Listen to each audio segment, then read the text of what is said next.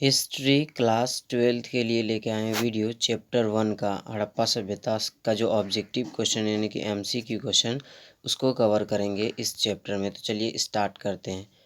First question हमारा है कि हड़प्पा सभ्यता किस युग की सभ्यता है। आपके पास ऑप्शन है लौह युग, ऑप्शन बी है कांस्य युग, ऑप्शन सी है ए बी दोनों और ऑप्शन डी है इनमें से कोई नहीं। तो हड़प्पा सभ्यता जो है वो कांस्य युग की सभ्यता है, यानी कि ऑप्शन बी बिल्कुल सही हो जाएगा। उसके बाद क्वेश्चन सेकंड कह रहा है कि हड़प्पा सभ्यता का उत्खनन किसने किया था।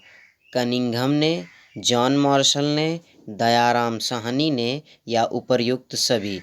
तो हड़प्पा सभ्यता का जो उत्खनन किया था यानी कि खुदाई का जो काम किया था वो दयाराम साहनी ने किया था। ठीक है।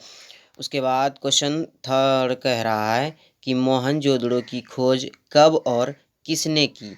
आपके पास ऑप्शन है 1921 में दयाराम साहनी ने की, या 1920 में कनिंघम ने की, या 1922 में राखल दास बनर्जी ने की, या इनमें से कोई नहीं। तो मोहनजोदड़ो की जो खोज हुई थी वो 1922 में हुई थी और किसने किया था तो राखल दास बनर्जी ने किया था, यानी कि ऑप्शन सी बिल्कुल सही हो जाएगा। ऑप्शन ए इसलिए गलत हो जाएगा क्योंकि हड़प्पा सभ्यता की जो खोज हुई थी वो 1921 में और दयाराम साहनी ने की थी। ठीक है। उसके बाद क्वेश्चन 4 कह रहा है कि भारतीय पुरातत्व का पिता किसे कहा जाता है। कनिंघम को, अकबर को, चाणक्य को या दयाराम साहनी को। तो भारतीय पुरातत्व का जो पिता कहा जाता है वो कहा जाता है कनिंघम को। ठीक है, यानी कि ऑप्शन ए बिल्कुल सही हो जाएगा। उसके बाद क्वेश्चन 5 कह रहा है कि सिंधु घाटी के निवासों को किस धातु का ज्ञान नहीं था। चांदी का, लोहे का, तांबा का या पीतल का। तो सिंधु घाटी के जो लोग थे उनको लोहे का ज्ञान नहीं था। ठीक है, उसको लोहे का ज्ञान नहीं था। तो ऑप्शन बी बिल्कुल सही हो जाएगा। उसके बाद क्वेश्चन 6 कह रहा है कि कालीबंगन कहाँ स्थित है। वर्तमान में अभी कालीबंगन कहाँ स्थित है। तो वर्तमान की बात करें तो कालीबंगन जो स्थित है वो राजस्थान में स्थित है। कहाँ है, राजस्थान में। उसके बाद क्वेश्चन 7 कह रहा है कि मोहनजोदड़ो किस नदी के किनारे स्थित है। इस क्वेश्चन पर ज़्यादातर स्टूडेंट धोखा खा जाते हैं। ठीक है, तो मोहनजोदड़ो जो किस नदी पर स्थित है वो सिंधु नदी पर स्थित है, मतलब सिंधु नदी के किनारे स्थित है। और हड़प्पा अगर पूछ लिया जाए अगर आपको कि हड़प्पा किस नदी पर स्थित है तो वो रावी नदी पर स्थित है।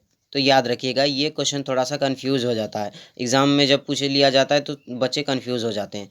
उसके बाद क्वेश्चन 8 कह रहा है कि हड़प्पा सभ्यता का सबसे बड़ा नगर कौन है। हड़प्पा, कालीबंगन, मोहनजोदड़ो या इनमें से कोई नहीं। तो हड़प्पा सभ्यता का सबसे बड़ा नगर जो है वो मोहनजोदड़ो है, यानी कि ऑप्शन सी बिल्कुल सही हो जाएगा। उसके बाद क्वेश्चन 10 कह रहा है कि हड़प्पा सभ्यता में हल का प्रमाण कहाँ से मिला है। लोथल से, कालीबंगन से, बनावली से या गुजरात से। तो हड़प्पा सभ्यता में जो हल का प्रमाण मिला है वो मिला है कालीबंगन से, यानी कि ऑप्शन बी बिल्कुल सही हो जाएगा। उसके बाद क्वेश्चन 11 कह रहा है कि वर्तमान में लोथल कहाँ स्थित है। अभी हाल फिलहाल की बात करें तो वर्तमान में भी कहाँ स्थित है, राजस्थान में, गुजरात में, चंडीगढ़ में या तमिलनाडु में। तो वर्तमान में जो लोथल स्थित है वो है गुजरात में, यानी कि ऑप्शन बी बिल्कुल सही हो जाएगा। उसके बाद क्वेश्चन 12 कह रहा है कि हड़प्पा सभ्यता के लोग किसकी पूजा करते थे। अग्निदेव की, सोमदेव की, इंद्रदेव की या मातृ देवी की। तो हड़प्पा सभ्यता के जो लोग थे वो मातृ देवी की पूजा किया करते थे। ठीक है, यानी कि ऑप्शन डी बिल्कुल सही हो जाएगा। उसके बाद क्वेश्चन 13 कह रहा है कि सिंधु सभ्यता में हल का प्रमाण कहाँ से मिला है। तो सिंधु सभ्यता में जो हल का प्रमाण मिला था वो मिला था कालीबंगन से। कहाँ से मिला था, कालीबंगन से। ठीक है। उसके बाद क्वेश्चन 4 की ओर बढ़ते हैं और क्वेश्चन 14 कह रहा है कि हड़प्पा सभ्यता का आकार था किस प्रकार था। गोलाकार, त्रिभुजाकार ए बी दोनों या इनमें से कोई नहीं। तो हड़प्पा सभ्यता का जो आकार था वो था त्रिभुजाकार। ठीक है, उसके बाद क्वेश्चन 15 कह रहा है कि सिंधु सभ्यता में सर्वप्रथम किस सभ्यता की खोज हुई थी, यानी सॉरी सिंधु घाटी सभ्यता में सर्वप्रथम किस स्थान की खोज हुई थी? मोहनजोदड़ो की, हड़प्पा की, लोथल की या कालीबंगन की? तो सबसे पहले जो खोदा गया था वो हड़प्पा खोजा गया था 1921 में खोजा गया था। ठीक है, किसने खोजा था? तो दयाराम साहनी ने खोजा था। अगर वीडियो पसंद आए तो प्लीज़ वीडियो को लाइक कीजिए और अपने दोस्तों के साथ शेयर कीजिए, और अगर चैनल पर पहली बार आए तो सब्सक्राइब ज़रूर कीजिए।